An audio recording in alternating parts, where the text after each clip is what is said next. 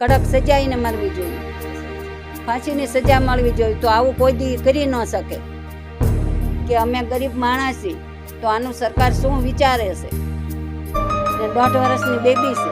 ખરેખર મિત્રો, આ સમાચાર આપતા પણ ઘણું બધું દુઃખ લાગી રહ્યું છે. આંખોમાંથી આંસુના પલકારા પડી રહ્યા છે. સમગ્ર ઘટના સર્જાણી છે.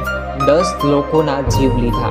નમસ્કાર મિત્રો, પોલીસ કર્મી ધર્મેન્દ્ર પરમાર અમદાવાદમાં પોલીસ એમાં એક મારો ભાઈ પણ છે, ધર્મેન્દ્રસિંહ પરમાર, જે એક ઘરમાં એકને એક જ કમાવાવાળો વ્યક્તિ છે અને એને હમણાં નોકરી લાગી, હમણાં 5 વર્ષ થયા છે અને મેરેજ પણ એને હમણાં 3 વર્ષ પહેલાં થયેલા છે. કોન્સ્ટેબલમાં ફરજ બજાવી રહ્યા હતા. અકસ્માતમાં મોતને ભેટનાર અન્ય એક યુવક, એમ કહેવાય કે ચાંચકા ગામનો રહેવાસી રોનક પટેલ, જે અમદાવાદમાં રહી અને અભ્યાસ કરવા માટે ગયો હતો.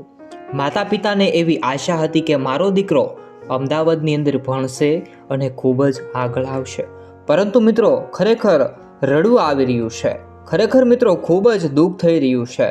જ્યારે આ બંને તો મારી સરકાર પાસે એક જ માંગ છે કે આને કડકના કડક સજા થવી જોઈએ અને ફાંસીની સજા જ થવી જોઈએ. બીજું કાંઈ માંગ નથી. આર્થિક સહાય અમારે કોઈ નથી જોઈતી. ને ફાંસીની સજા આપો, આવી અમારી માંગણી છે. અમારે કાંઈ બીજું જોતું નથી. આની ઘરની પરિસ્થિતિ બહુ ખરાબ છે અને ગરીબ ઘરનો છોકરો છે. કેવી રીતે આ ઘરનું ગુજરાન ચલાવી શકશે? પરિવારની એક વેદના છે. જ્યારે પોલીસ કર્મી ધર્મેન્દ્ર પરમારની પણ ખૂબ જ ખરાબ પરિસ્થિતિ છે. હાલમાં બંને પરિવારોની એક જ માંગ છે કે આરોપીને કડકમાં કડક સજા થાય, ફાંસી થાય. હાલમાં ધર્મેન્દ્ર પરમાર પણ અકસ્માતમાં મૃત્યુ થયું છે. તેમના માતા પિતાને હવે કોઈ પણ આધાર નથી રહ્યો. એકમાત્ર આધાર ધર્મેન્દ્રનો હતો. હાલમાં તે અકસ્માતમાં મૃત્યુ પામ્યા છે. તે હજી નોકરીએ લાગ્યા તેના 5 જ વર્ષ થયા હતા અને તેમને 1.5 વર્ષની નાની છોકરી પણ છે. ત્યારે હાલમાં એકમાત્ર માતા પિતાનો આધાર હતો ધર્મેન્દ્ર, ત્યારે તે પણ છીનવાઈ ગયું છે. ખરેખર મિત્રો, જે પરિવાર ઉપર જે વીતી છે તે જ આ બધી વાતને જાણતા હોય છે. ખરેખર એના અંદરથી આત્માને કેટલું દુઃખ થતું હશે તે જ વિચારી શકતા હશે.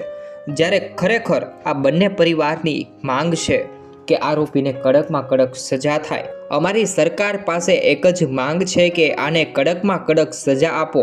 ખરેખર આ સમાચાર સાંભળતા ખૂબ જ દુઃખ થઈ રહ્યું છે. ત્યારે સૌ લોકો કોમેન્ટ કરજો મિત્રો, અને ભગવાનને એવી પ્રાર્થના કરજો કે તેમને ભગવાન શાંતિ આપે, પરમાત્મા શાંતિ આપે તેવી પ્રાર્થના કરજો. જરૂરથી મિત્રો કોમેન્ટની અંદર તેમના પરિવારના ન્યાય માટે કાંઈ પણ કહેવું હોય તો જરૂરથી એક કોમેન્ટ કરો. ધન્યવાદ.